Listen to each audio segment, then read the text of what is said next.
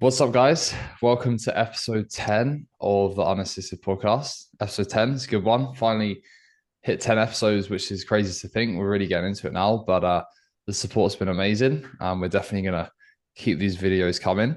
So, yeah, this episode is going to be covering essentially what class you should fit in and why you would want to do that class. Are you a bodybuilder? Are you classic? Are you men's physique? Can you do both? How to transition between like a class to a different class. We'll discuss all that stuff because I actually had a couple of people ask me this question this week. So I think it's quite an interesting topic. I think some people will definitely appeal to it. Yeah, so we'll get into that soon. But Elliot, how you doing? All good? I'm good, man. Yeah, I'm well. I can't complain. Yeah, this week has been good. Prep Just going good? Closing in? prep's going good. Closing in, man. Really close now to where I want to be for the first show. So, yeah, I'm happy. Like, tiny bit more fat loss, but yeah, not too much. And then I've got 5 weeks until the one after that. So, Yeah. well, I'll be a little bit sharper. Yeah. Yeah, the update you put up was crazy to be fair. It's really impressive. Was that you full or was that just you um just dieting? I had one high day before that. Um, and it was a leg day. I think my upper body was still pretty flat, to be honest, in Yeah, that. yeah, crazy. But yeah, but yeah, like really happy that's not peaked. And I've honestly never seen my physique look like that, really. Like my Quads. legs, especially. Yeah, Just like up in this region, like the hip flex, the detail, the separation, and the fullness in the rec fem as well. So different. yeah, And the lines in yeah, a the lot glutes. different. Getting some more lines there, finally. Like And some. that's an anterior. You're anteriorly tilted, aren't you? No, I'm squeezing my glutes, man. Really? You Yeah, look at me. 100%, 100%. Yeah, yeah, yeah. Because my last prep, I kicked my hips back. I done the anterior tilt. In that one, you Um, fully tuck in. I'm tucking, man. You Yeah, get as good much at as I it. can, You should which is try. surprising because You should try some small God, trunks. It's like you got a line going soon. some smaller trunks. Yeah, you're going to be covering lines. I hear you.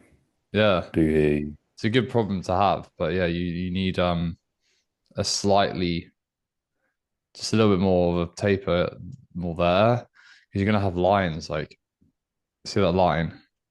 Yeah, yeah, yeah, yeah. I really do think I have the genetics to be able to actually have some pretty decent glute lines, which is really weird for me to be saying. Yeah, It just needs to get a bit leaner, but yeah. I hope I can say that later on because I was actually talking about this with AJ. It's like some people, especially some of my clients, they have lines in their glutes like really early on. So Mm. like you would look at my glutes and their glutes and the amount of body fat on looks the same, but then they have a line. Do you know what I mean? Like if you were to Yeah. pinch the skin, it would be the same. Um, not that I'm going around pinching my clients' glutes, but yeah, the lines are a lot more visible. So some people just have that genetically. Some people have to dig a little bit further. I think I'm probably someone that has to dig a bit further. I think you're someone that has to dig a bit further, but then you're eventually getting there. So it's pretty cool. Yeah. Yeah, yeah. I think they could have, I don't know. I think the last prep, I think I just ran a little bit too hard for too long and too low. Whereas I've given myself so many more high days. I've also backed off on expenditure. I'm also doing, I don't know if this counts towards anything, but I am doing a lot more hip thrusts. I am doing a lot more direct glute work, Yeah, it and my definitely makes a posing's a little difference. bit different. So I think, yeah, I do think that that is making a difference. It makes a huge difference the glute work you do and getting strong at it, and also just not doing like keeping the quality high. Because I literally just do one set of glute work per leg day, and as long as you're just getting strong through that movement, split squat or hip thrust, and alternating doing both, just it will show. You know, you don't have to be doing loads and loads of sets. I actually showed AJ a comparison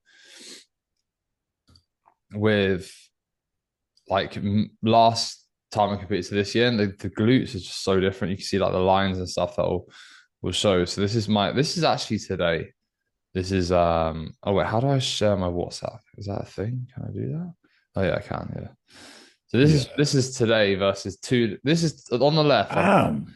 on the left, I'm 2 days out. Yeah. That's so mad, isn't it? That's Yeah. wild, man. But like the glute development's so different. And it's just yeah, because I've been doing split squats and hip thrusts properly. Like I think like on the Yeah. left, I think I was hip thrusting like 4.5 plates. On the right, I'm hip thrusting 6.5 plates. And with That better is form makes such a wacky. difference. Yeah. Bro, get some high days in you, man. What are you, 15 weeks out? Yeah, well, I think we've got a lot more to come off on the glutes, but um training was I mean actually I can probably that's Milo hitting a pose. I don't know if you saw that. I did like a few bodybuilding shots and then Milo wanted to do it as well. Um Sick, but yeah, the glutes have a bit more to come off. for sure. You come in a lot though since your last updates, to be honest. Since I last saw you on holiday. I think like fat loss was really productive for you whilst you were on holiday. Like it seemed like you pulled off a good amount whilst you were away. Like you didn't really slow down at all. Yeah, well, we didn't do any high days and I like yeah, that day I said I had a really hard day and then weight jumped up again to like 79 when I got back, just due to changes in digestion and like the heat as well, and like being on like traveling due to the heat. So yeah, just those different factors made body weight fluctuate, but now it's back down to 77.7. So Thank you for tuning in to the Unassisted podcast. We hope you are enjoying today's episode. If you are, make sure to leave it a like. And if you're not already, make sure you subscribe to the channel for regular episodes. And if you're interested in working with Adam or myself to help you get closer to your competitive physique goals, make sure to follow the links in the description to inquire. Enjoy the rest of the episode, and we hope to hear from you soon. definitely moving forward for sure. Um, yeah. I will say, also, I think it's hard to tell because obviously over the years as well, you build more muscle. But like my cardio has been so low, man. And Yeah, I didn't do like any. every prep, I'm just like, why like smashing yourself with cardio? I feel like it just makes your legs, man. Like it just, my legs look the best they've ever looked. Mm. I'm doing 75 minutes of cardio a week, not even 50 minutes a week. Yeah, well, I actually don't even think I can do cardio, which sounds like it should be an excuse, but like it's very unsustainable for me because I've got Milo a lot of the time, and Yeah. like when I have him, I put him to bed like 8, and then I work, or I'm just doing the final bits of the day, and then I'm having my last meal, and then I get up, and then he gets within those 2 hours, he sleeps like maybe 11 hours. I try to spend 9 hours in bed, so he basically gets up like just after I get up. So he's always awake when I'm awake. So I can't do cardio because like if I got on a bike, start pedaling, he'd probably come over and wanna be like, "What are you doing?" I just like Yeah. accidentally kick him or something on the like. So it just doesn't work. So I don't think I'll be doing cardio this prep. Not that I need to do cardio anyway. Um, yeah, just steps, 10K, and then just push it with food. But where I'm at right now with conditioning, you can see like I don't need to be hammering the cardio. Like I'm on 225 carb training day, 175 carb rest day, and I'm losing like almost 1% of body weight per week right now.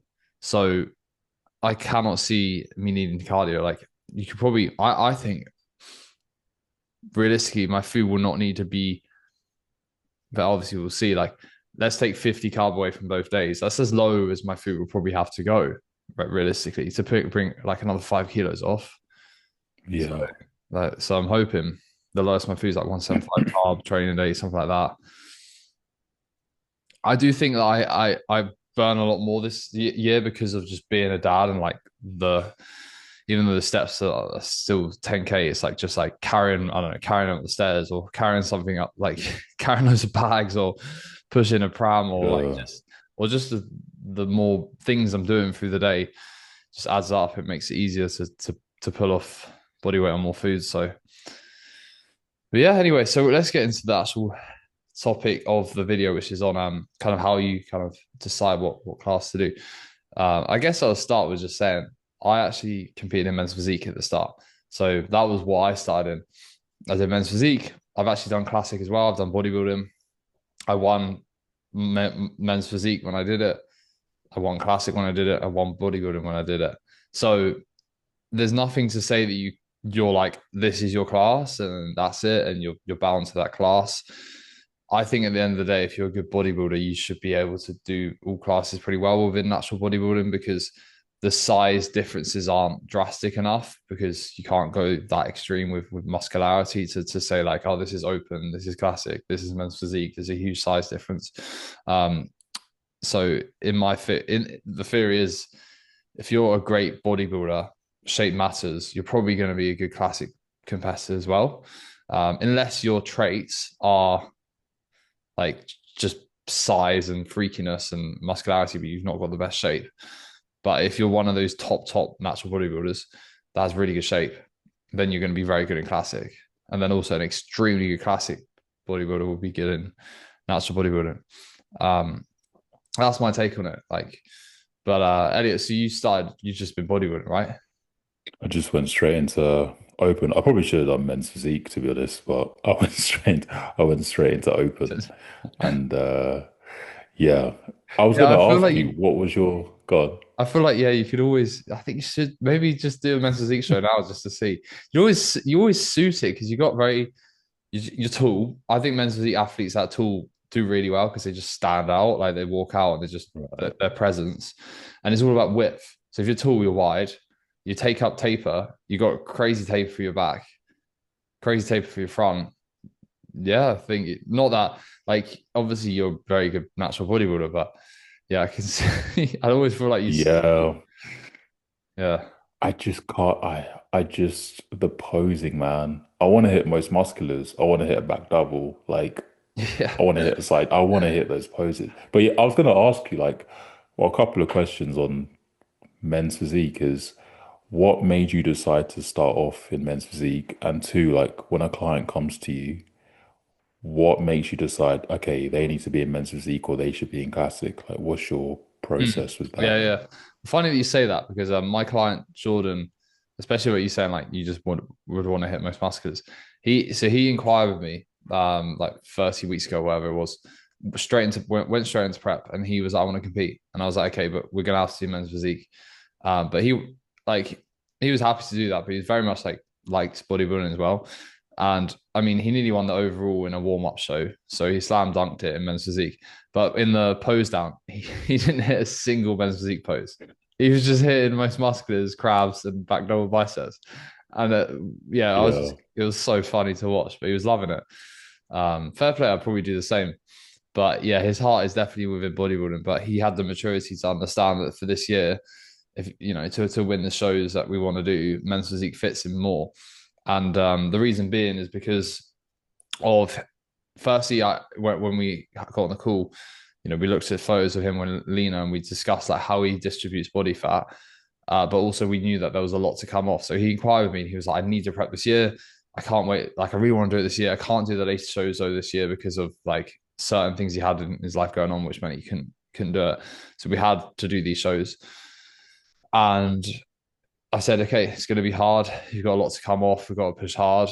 But for that reason, we should do men's physique, not bodybuilding, because it almost would be like unreachable in bodybuilding. And I was right. Like, there's still a lot to come off the legs, like the glutes and stuff, to be bodybuilding pilled for what I would want in a bodybuilder on stage. But men's physique's perfect. And he brought a crazy conditioning. He's bringing a crazy condition. He brought a respectable condition in his warm-up show that was last minute. We were like, let's do it. And then he nearly won the overall. And I actually wouldn't be surprised if he gets overall PCA Naturals. We'll see. But like, he looks crazy good. And it just came down to body fat. So that's one thing you could think about. It's like, I don't want to like talk down on like men's physique preps, but if you want to maybe like a slightly easier prep and you hold body fat the right way and you start in a good spot, you could also do men's physique, because like I could step on a men's physique stage in 2 weeks, and this prep's been so easy so far. The next few months is going to be the hard part. So there's that. There's how you distribute body fat. And then there is shape as well. So when I have a client inquire, it's the shape factor is more whether or not like they do classic or bodybuilding. But when it's men's physique, I think it's just about legs versus upper. Like if you have a really good upper and your legs are really weak, like okay, let's do men's physique. And then there's two things to say to the client there. It's like, do you want to do men's physique? Great. Do you want to do men's physique long term, or do you want to do it just for this show? Because if they said they want to do it just for this show, I would probably put them on like a more like a bodybuilding program anyway. And Right. then after the shows, they can just really rinse that and focus on doing bodybuilding. Um, if they're like, you know what, I love men's physique and I'm happy to do this, and great, we'll do more of a men's physique split. Because if someone's like, oh, I want to be a bodybuilder, I want to be, but they can't do it yet, and then you're like, okay, let's do men's physique, and then you give them like a extremely upper bias split, it's not going to help them because they're going to have more work to do in the future. Very true. You want to get their legs in a good spot. So it's about thinking about long term, about what you want to improve and where you want to be long term as well as short term. That's how I've approached it. For myself, yeah, it was just because my legs apparently weren't good enough at the time. My first coach said, which I think like the shape was there, so they looked decent, but he was right. Like side leg, my glutes and hams were very weak back in the day, so I guess that's why the quads were decent, but there was a little bit more work to do with the legs to be competitive. So I did men's physique the first year, and the second year I did bodybuilding. Um, I actually did both in the second year, but yeah, Okay.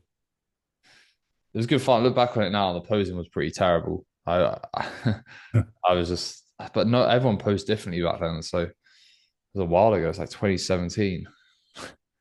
Almost 10 years ago, man. It's Yeah, crazy. yeah, Uh, yeah, different scope of natural bodybuilding then. I hear you. I think men's physique is literally more so just to do with the balance between the upper and lower. Um, mm, and if you just, yeah, if your shape is obviously there. But as you said at the start, like the discrepancy between muscularity and like natural bodybuilding isn't that crazy. I think it's like a bigger difference if mm, you're obviously enhanced. Um, yeah. but yeah, Which is why though they do kind of sometimes I think some federations are they do clamp down on it a bit more than other federations. So like in natural bodybuilding, so I feel like UKFBA are a bit more strict on it. Like if you look like a bodybuilder and you're doing men's physique and you're massive, that they're going to mark you down because you should be doing bodybuilding. And equally, if you so it's similar with classic to bodybuilding, but especially men's physique. Whereas I do know like maybe PCA and even maybe WBF quite like a very big look in men's physique still. And then which it's a weird one. Like I don't know which is better, but I sometimes think the UKFBA approach makes more sense because then you just have people that could be good at everything. It's like what class are you and what's the point? Let's just why don't we just do bodybuilding then? 100%, 100%. You should fit the class that you're in. Absolutely fit the class that you're in. I have Yeah. noticed that the UKDFBA does that a lot. Yeah, yeah, especially with classic. If you don't look classic, you're not going to place very well. Yeah. Even though you might have a good bodybuilding physique. Yeah, So, yeah, no, of course. And I've actually seen people do classic there that haven't had that much muscle, but their shape's just been crazy and they've done really well. So I think if you're someone where percent you've just got this amazing shape and you think, oh, well, if you're someone that's got an amazing shape and structure and you're thinking, am I ready to compete from a muscularity standpoint yet? Classic could be like the first move to get into. And then you could take it from there. Yeah, it's a weird one though because like when I did the Natural Olympia, I did classic for fun and I did bodybuilding, and then I won both overalls and got pro cards in both. yeah, yeah, So then it's like, oh, but which just says it all, right? Like, you can be good at both. But I don't think that's a bad thing. It's just yes, sometimes you could literally just go with what you want to do. Is that you don't have to be like I'm more classic, I'm more bodybuilding. You could be both, and you can just decide on preference. 100%, I think you could do 100%. classic. No, Nah, Nah, Have you ever hit a classic pose? I've never seen you hit a classic pose. exactly. Yeah, but have Exactly. you even have you attempted it? I think once in a pose down. I think at like a BNBF show in a pose down, and it just doesn't suit my physique. Like I'm also just not that great at that sort of posing. Mm. Um, Like yeah. surely you've tried like that shot. Oh, it just doesn't look good on my physique. Really? I don't I think. just, I'd have to, the thing Can you is, I would have vacuum? to practice. Uh, if you can call, I can, but I don't really when I pose. It's weird because I could always vacuum since like I was a kid. I don't.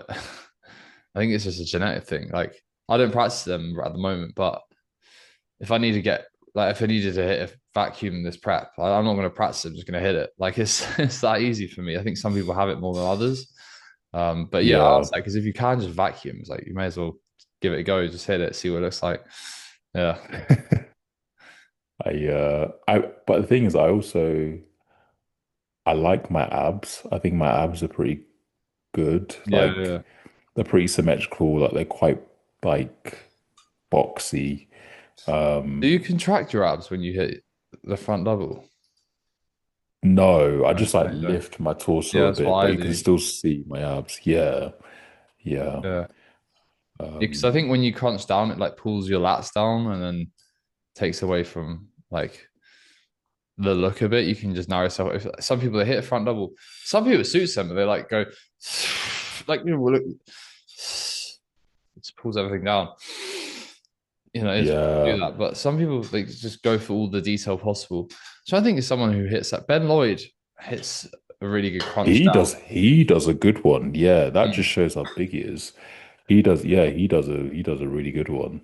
Yeah, that's what I wonder is like, does it look really good because it works for him, or does it look good because he's just so big that it's actually probably worse for him, but he gets away with it because he's got so much muscle? Do you know what I mean? Yeah, yeah, yeah, Trying to 100%. think of his Instagram tag. I'll bring him up.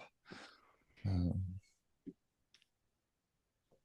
yeah, he actually has probably what I would say the best like crunch down like shots I've seen in a natural. But like I don't really see many people hit crunch down like that look that good. But it's just because he's got the craziest detail in his midsection. He gets so peeled in his abs and his midsection.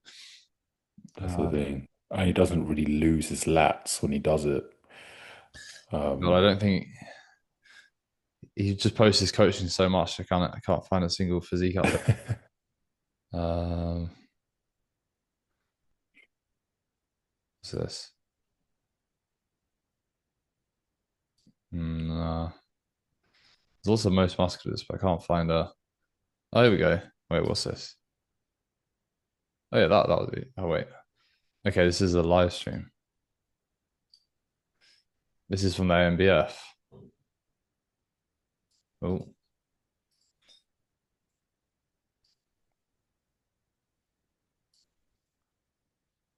right. You can see, like wow. Yeah. need to find a better photo. Really. It's some sort of 360 thing. It's pretty cool that they do that though. Surely there's something down here. Oh, here we go. Yeah, like that. Let's crunch. Right, there's probably a better shot like that. Yeah, the Yeah, it detail. works. I think for me yeah, I don't know. I could give it a go, but there's so much detail. Looks great. He had a great season. Really, Yeah, really good season. the MVF was wow, that was crazy. Yeah, wild. Wild. How old is he? Is he like late 30s, 40? I think late 30s, 40. Yeah, it's just around that. Yeah, around that ballpark. Yeah, At his peak.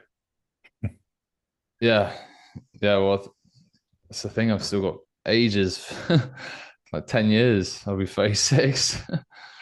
It's wild, man. Yeah, yeah. It'll only get better. So It's easy to think, oh, I want to win it all this year, but you forget, like, I'm so young, like, you got to be realistic and the people I'm going up against. Yeah. yeah, especially in natural bodybuilding. So yeah, bro. Um, Some crazy pros going this year. Do you know Eddie Saldana? yeah, Eddie 1996, is that his Yeah, tag? Something to do with Eddie 1996. 1995. Yeah, so 95, there we go. so he's what? So 3 years older than me. It's not much, is it? Um, he's looking crazy. I was posting his updates. So I was like, Jesus. Is he pro? Yeah, well, Oh, he's he's a pro. Yeah, pro. we're going this year. Oh my God. Yeah, What is going on? Yeah, he looks, 181 lowest weight. So I don't know if we'd be the same. I don't know. it's like 181, 80 kilos. 80 kilo. Maybe we could be the same class. Yeah, damn, that's wild. He's improved so much. His legs have improved a lot. He has to be short. He has I to be think short. so, man. Look at the photos. Yeah, he's really is short. He's That's really quite a high short. car. I think he'd be like 5'7". I think he's about 5'7". Yeah. Someone said, damn, bro, is this right now? Everyone's like, yeah, everyone comments like, what the hell? Like, he looks insane. It might be the one to beat this year. Like, yeah, he just looks nuts. But yeah, he's gonna be good. But yeah, so men's physique, it's about leg development, shape, classic, more shape than anything. And then I guess like talking about transitioning or programs or splits, like how would you what would you do programming wise for someone doing men's physique? Like what splits do you like to run? Just lower frequency in terms of training legs, Yeah, um, spamming the arms and the delts, yeah. um, tagging on as much lateral delt work as humanly possible. Um, yeah, I think honestly, just a lower frequency of legs, especially as you said, if they want to do men's physique long term, Mm, I think legs once a week for the most part is fine.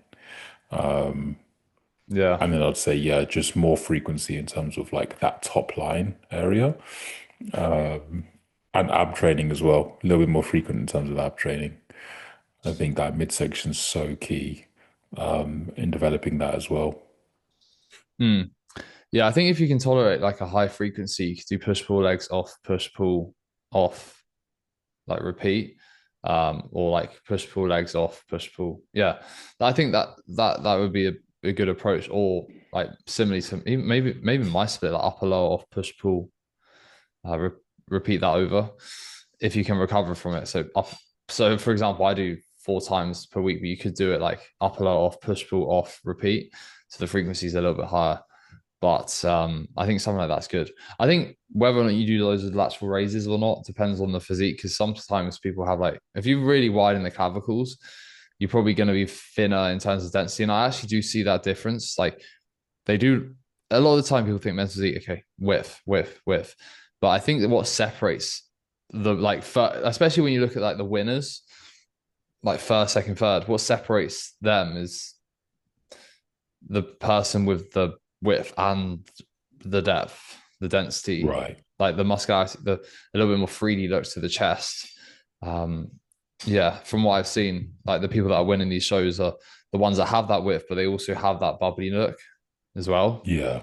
For sure, it does help a lot because you can there's a lot you see this a lot of the time these like super wide people, but they're a bit thin in the depth. It's important to have both. Yeah, but For sure. Yeah. Yeah. That shouldn't be neglected, obviously. no, yeah, yeah. Um, I think arms is actually one of the things you could maybe get away with being a little bit weaker, just because you don't really hit an arm. There's some feds that's worth talking about this actually, like PCA, they like that shot. UKFBA have gone to now just men's physique shots. So if you're just hitting men's physique shots, you can kind of hide weak arms because you're not actually tensing them in any shape or form. Whereas other classes, they like more kind of poses with the arms involved. So it does depend. Like my men's physique client, Josway, he really does fit these shots. Like he came third in Masters in the men's physique PCA Naturals last weekend, and he had a really good result. And it was the shot, his best shots are all the ones that aren't in the UKFBA, like that one, back double like that, and front double like that. Just really suited his physique. So I think it depends.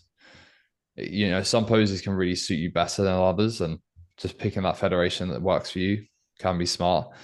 But yeah, long story short of this is like you can start men's physique and then you don't have to be bound to that. You can then go to classic, you can then go to bodybuilding.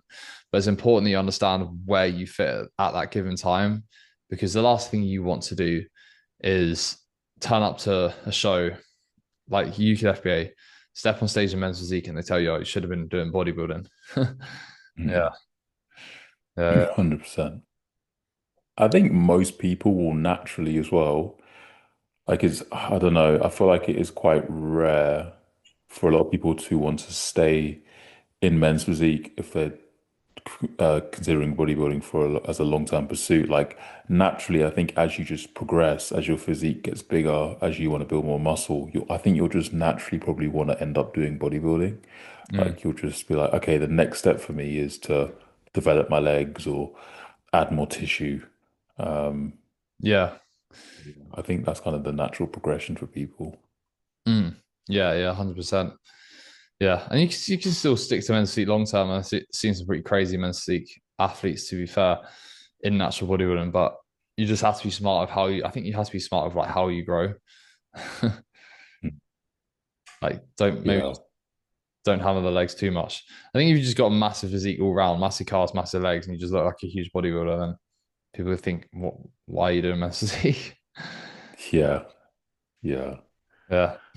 Anyway, we had a lot of questions last podcast for the last one, which we just didn't answer because they weren't related to coaching, and that was the whole point of that last podcast. So I figured we'll just go through a few now. All right, so we'll go through like the non-coaching related ones now, obviously. So tips for pressing only with the chest without using the delts. So I would say like one of the things to think about is how much you retract your scapula when you press. I think there's a balance. I think a lot of the time people think, oh, pin back the shoulders really hard, retracts a lot. I think if too much scapular retraction actually reduces the amount that you can shorten your pec. So yeah, you might be training in the lengthened position, but actually if you pull your scapula too far, too back, it actually just reduces movement of the pec. So find that balance where your delts are just not taking over in the short, but you can feel your pec really contract still from like here. So if I'm like all the way back here, it's very hard to like, I can't actually move now. Yeah. Actually, I'm fine. Whereas if I come through here, look what's happening to my pec. It's contracting more. So yeah, it's just find that level of retraction that you can kind of keep consistent. It's quite hard sometimes. Like you set up, you don't really know how to like, I don't know, one week you might retract more than the other, but just don't overly retract. And then you're not doing too much that you're not going to change it too much. And then just be conscious of your delts not coming forward too much. And then, you know, one of the things I would say is like maybe doing a fly before press, not to like, because pre-exhausting, I don't think it's like, in terms of you work the chest in a fly to then you get more tension in the chest or something, and the press isn't the case. But it's just simply put, if you do a fly before a press, you can feel your chest more.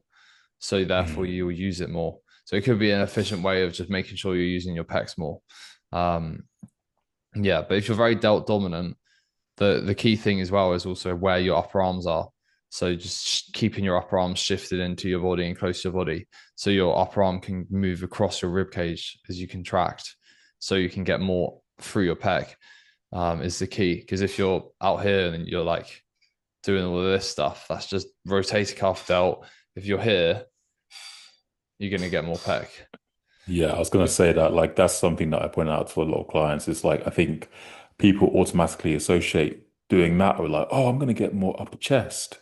Yeah, It's yeah, like, no, no, like, that's it's not just how that That's That's not just how that more works. It's doubt. just a lot Yeah. of doubt. Yeah, so much more doubt and also just very risky as well. Mm.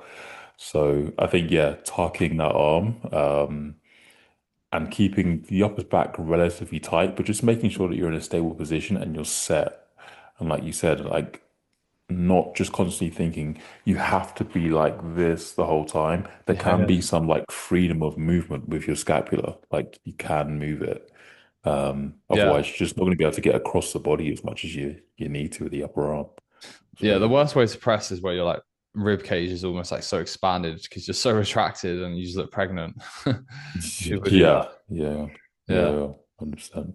Yeah. Another question. So, what is a good rate of weight gain during the off season? How to increase calories after a cut? Elliot, do you want to start with that one? Yeah, so I think earlier on in your off season, you can work at a bit of a quicker rate. So like 1% per month of your body weight, maybe even more or slightly more, depending on how lean you are.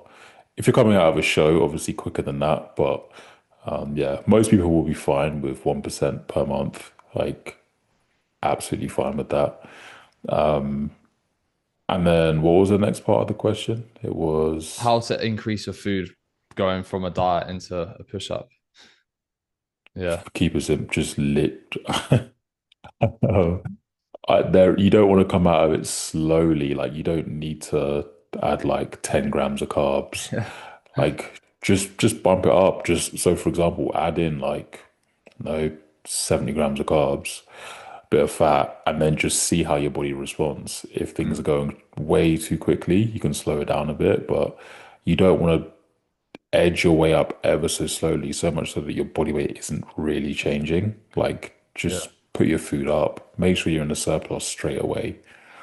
Mm. Yeah. Yeah. Yeah, And I guess what I'll add with that is like how much food you add depends on how much fatigue you need to alleviate and like where you're at the end of the diet. So the leaner that you are and the harsher the diet phase, the more assertive you want to be with increasing your food to aid that recovery process. So you could be wanting to add in literally like maybe 200 grams of carbs. But if you are like, if you have someone that's literally just done like a perfect diet just to grow, so they're not like shredded by any means, but they're just lean and they're in a good hormonal position and they're healthy. And we've got like 10 kilos of body weight that we could climb up to grow. In that case, take your time because you can get more from the least and you're just treating it as a goal to push performance upwards from a already kind of healthy position with performance. So like if you're ending your diet and performance doesn't really change much in the whole diet, you don't need a rush process. You're in an amazing foundation with performance. Now allow yourself to have a long road ahead where you can just take your time and just really slowly increase the food where, you know, you might do like the 50 carb increment at the start and then slowing it down. Or you may even be even slower than that if you're like, I don't know, if you've dieted for a long time and you're like quite soft still, just maybe be a bit more stricter with the reverse process. How many cheat meals a week while bulking is fine?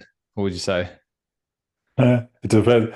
It depends on the client. For me, like I can say to a client, one-off plan a meal a week, and then it doesn't really have a huge impact on their body weight. And then you can say to some clients, yeah, one-off plan a meal a week, and they'll have like two Domino's Yeah. pizzas, Ben and Jerry's, and their body weight bumps up 3 kilos overnight. So Mm. I think one a week though for most people is okay. It only needs to be amended if you're like getting ridiculous spikes in body weight. Like Mm. if you're doing that, then you need to adjust how you're having your cheat meals. Like Yeah, there yeah, needs to be some moderation on that. But one a week is yeah, fine for most people. yeah. Just have a meal. Just a Yeah, meal. Just have a meal. the term cheat meal is very vague. So like, what does that mean? Someone could see a cheat Yeah. meal as like I had bread instead of rice. Yeah. Literally, some people, where someone else would be like, cheat meal, I'm going Five Guys, and then I'm getting a milkshake as well, and then a hot dog. And yeah, that's very different. So, and also, it's like, are you having a cheat meal on top of your diet, or are you just tracking it? Because, like, if you're on 700 grams of carbs, is it a cheat meal if you track it? Yeah, well, it is because it's not healthy, but it's not really a cheat meal from a caloric perspective, and Of course, it's yeah. not going to impact your insulin sensitivity as much. it's like something I never understand when people do these cheat meals and they climb really quick, and it's like you've got 600 grams of carbs to adjust. Like, why are you waking up in the morning and having your 150 grams of oats when you know you're going to Five Guys later? Yeah, Especially exactly. because when you're in a growing phase, the food is just circulating non-stop. So you not having the 150 grams of oats is going to change anything that much. You can get away with it for a day. You can take it out and just have more calories later.